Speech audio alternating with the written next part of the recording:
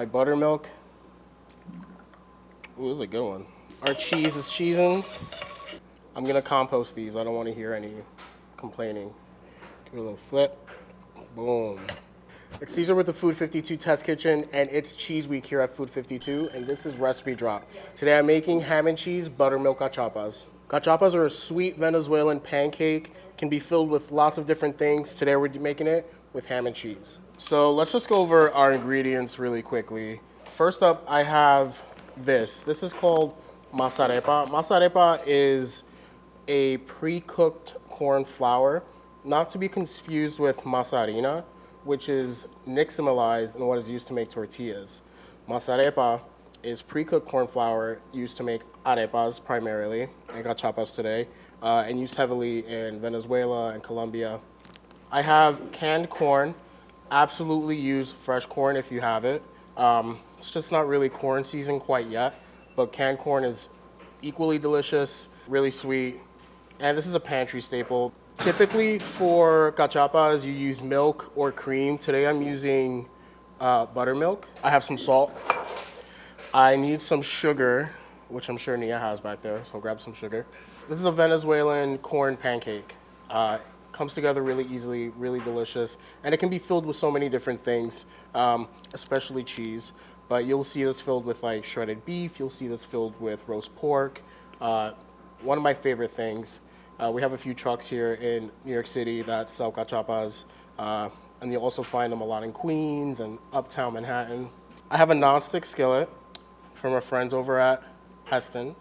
This comes together super fast, super easy. We're gonna use a blender. So here I have 2 cans of corn. I'm gonna start with my first can, drained. Make sure you drain your corn very well. My buttermilk.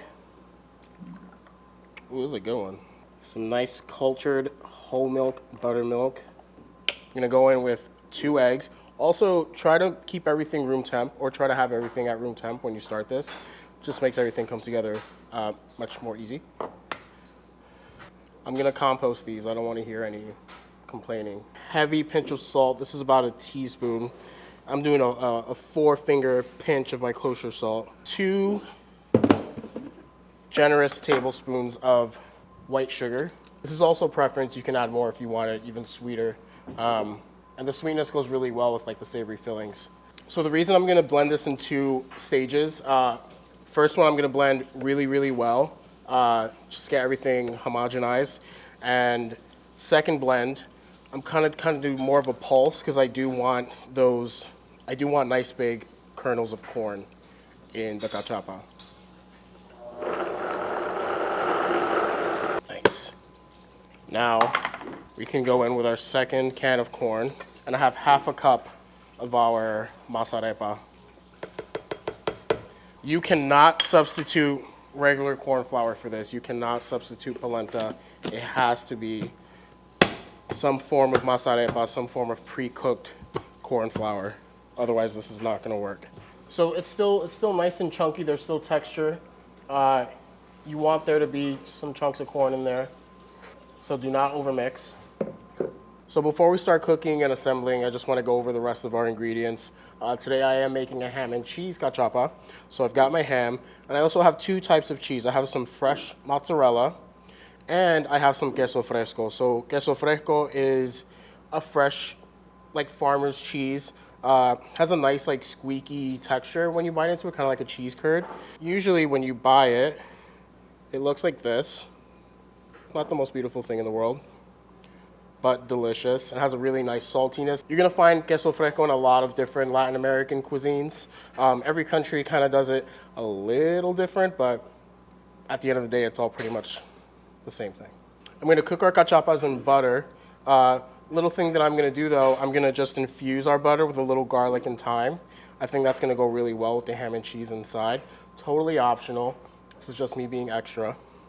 So I've got my non-stick skillet over medium heat. I'm using a small one. You can make your cachapas as big or as small as you'd like. I find them easier to handle when they're smaller. This is why I'm using a smaller non-stick. You can also do this on a cast iron if you have a really nicely seasoned cast iron. Be great in that as well. Gonna add a good pat of butter, sprig of thyme, just crush a clove of garlic. I'm just infusing the garlic with butter and thyme. All right. And once your butter's melted and it starts to get ever so slightly brown, just gonna fish out my garlic and my thyme. I could reuse that garlic, but the thyme, you want to use fresh thyme for the next batch.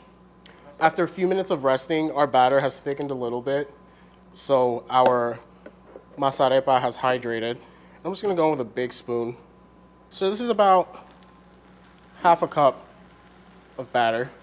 Make sure you even it out. And a trick I learned from some lovely Venezuelan women on YouTube is to try to get the middle a little thinner than the rest of the cachapa, and it'll make it easier to flip and easier to fold over. Because these are delicate. So I'm gonna cover it up, medium heat, about 4 to 5 minutes. All right, it's been 5 minutes, nice and slippery.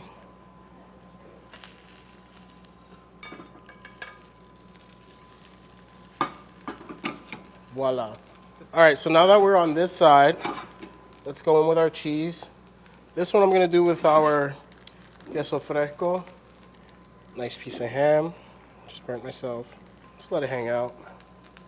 Just to help my cheese and ham along, I'm gonna cover it up. 5 minutes on that side too. 5-minute timer. 5 minutes counting down. Here we go. Our ham is warm. Our cheese is cheesing. Give it a little flip. Boom. It's okay if it breaks a little bit. Perfect. I love it. So here I have a little red onion that I just quick pickled in some lime juice and salt. Optional, of course, but I think just really helps brighten it up. A little cilantro. There's your cachapa. All right, let's give this a taste.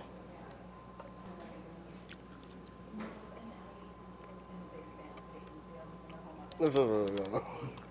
The cachapa is sweet. A little bit of crisp from the crunchy bits. The queso fresco is nice and chewy. That little onion moment on top really helps cut through all the richness and the sweetness. I really hope you try it. One of my favorite things. I hope I made you Venezuelans proud. Remember to like, comment, subscribe, recipe down below, and I'll see you next week.